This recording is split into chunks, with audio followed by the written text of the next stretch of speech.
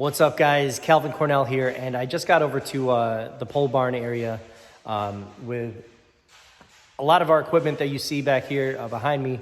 We're gonna set everything up and test out some new lights that we just picked up.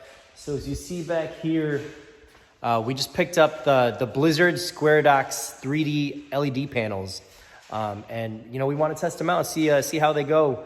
We ended up buying 18 of them over at the Marquee Show in Schaumburg, Illinois. So, we can't wait to set it up, and test it out and show you guys.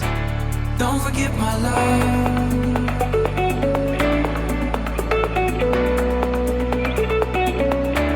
Don't forget my love.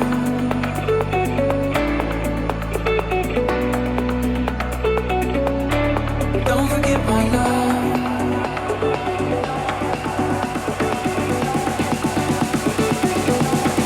Don't forget my love.